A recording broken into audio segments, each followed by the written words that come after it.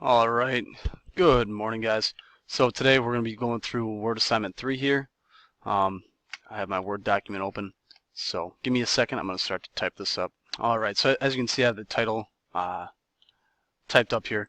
I'm just going to show you a few things here. So to get it centered, we have some notes here, but now, as you can see, I didn't type it in all caps, so this double A, little a will bring it all to upper caps as well. We need to bold it, and I believe we need to make it a 16-point font. All right, now notice this. When I hit enter, you can see it doesn't go right below the text here. All right, it drops down a little bit. That is because I forgot to change this to 0. Okay, our spacing is Word default set at this. All right, every time. So you need to make sure you change that to 0. And I'm going to hit Control A to select my whole page, and now just type in 0, and you can see now my cursor is directly underneath my title there. All right, just a little hint. I'm going to get back to typing now the rest of the information out. All right, so as you can see, I've typed up the information all the way down to mailing address. That's when our first kind of trick comes in here.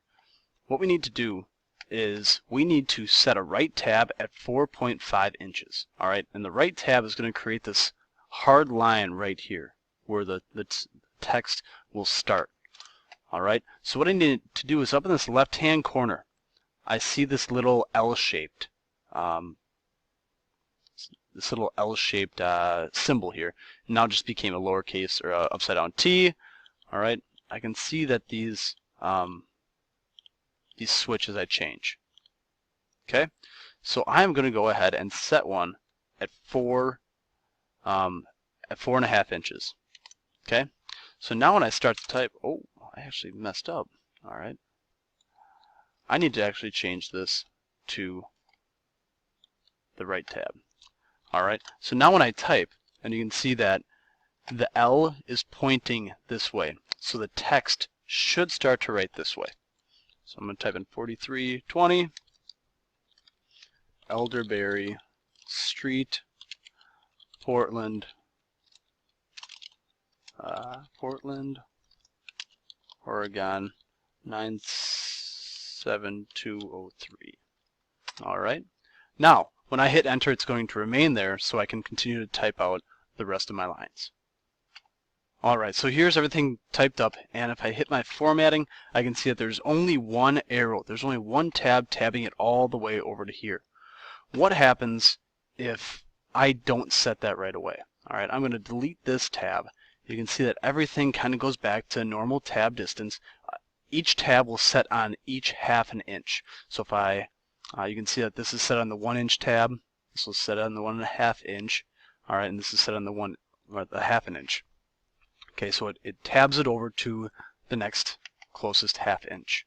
All right, say I forget to set my tabs. I can go ahead and highlight the 3 lines that I want to set my tab at, which is this. Set it here at 4.5, and you can see it automatically adjusts to back to where it was. All right, so once I get down to accommodations, I can see on the instructions it says that we need a center tab at 3 inches, a right tab at 5, and to note the double underline.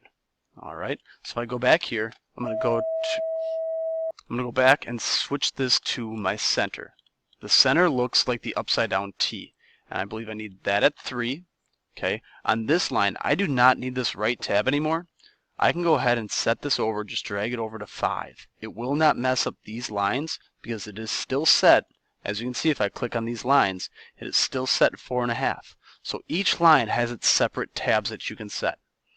All right, so now when I hit tab on my keyboard, it's bumped it over to 3. Go ahead and write number persons. Excuse me, hit tab again and type in the daily price. Okay, now to get that double underline, I'm going to go ahead and select this entire line. And instead of just clicking the underline, I'm going to click this arrow, and you can see all the other choices that I have. All the, extra choices, and here's my double underline. With that said, since the tabs are already set for the lines that are going to follow below, I can go ahead and type in the remaining part of this table. All right, so as you can see, I've typed everything up. Everything, once again, has one tab. and it's all nicely aligned either at the center or at the right here. Alright, so once I get down to 2, I can see that I need to have a center tab with leaders. These little dots right here are called leaders. Alright, at 1.5, decimal tab with leaders at 3 inches, and also note a number or a double line under here. Alright, the heading line, our hours by car, is going to be a left tab set at 2.5.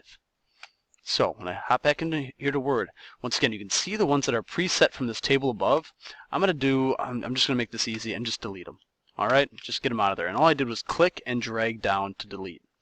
If I have another one here, I can actually right click on it, and this gets me into some settings. Alright, so I could have done that and said clear all, or clear this one, but this will show me where the tab is positioned at. Alright, so I can go ahead and just clear it.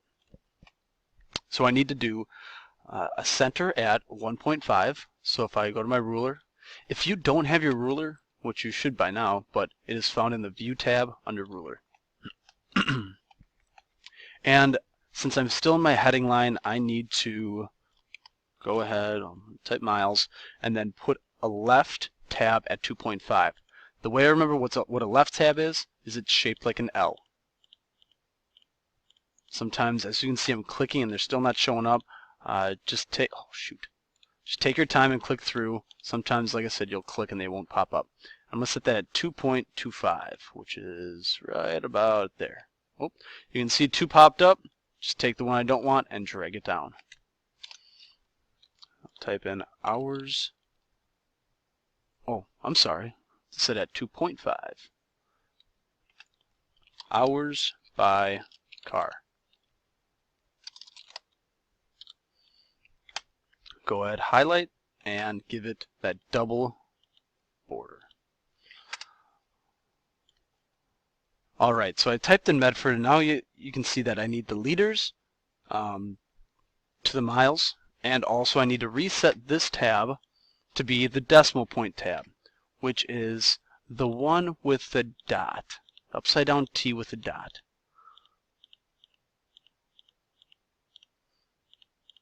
And if this is giving you a hard time like this, I'm just going to do this. Since it's not changing for me, it's kind of being a nuisance. I know I need it at 3, so I'm going to go ahead and set one at 3. Right click on it. Alright, I double right clicked, and I'm just going to click the decimal, because that's the one I know I need at 3 inches. I need the decimal. Alright, and now I can go ahead and set my liters as well. Okay, every time I set my leader, I need to click back to each tab.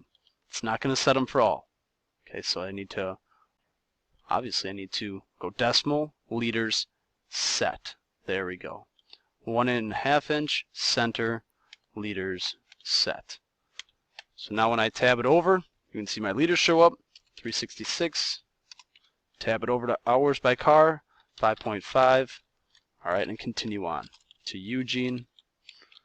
Should work. There we go. 532. Keep on pressing enter. And 8.2. Alright. Alright, so looking back at my assignment here, it does say heading 14 point with bottom border, both at rates and packages and at miles and drive times and websites containing more information. So what I can do quick is, you see how my mouse turns backwards here? If I just click, left click outside of there, it selects the whole line. What I'm doing now is holding Control and selecting multiple lines at once. So now I can beef it up to 14 and go over here and hit bottom border. Alright, borders there's many different kinds of borders you can have, but we just need the bottom one, so I'm going to go ahead and hit bottom border. Alright, and then also at the very bottom it says we need a quarter of an inch hanging indent on 2 paragraphs. So I'm going to go down here, click on the second line of this first paragraph here, or sentence, whatever you want to call it, and up here in our ruler, I'm going to grab this bottom triangle. You have to be picky. You have to be, right in the center of it. You can't grab the top one. The top one is going to move the top sentence. The bottom one is going to give me that hanging indent. All right, and if I click the square, that moves both of them at the same time. So I need to click the bottom and drag that over a quarter of an inch. Now, you are all set. You are all done. If I take off my formatting marks, you can see it's features. All right, there we go.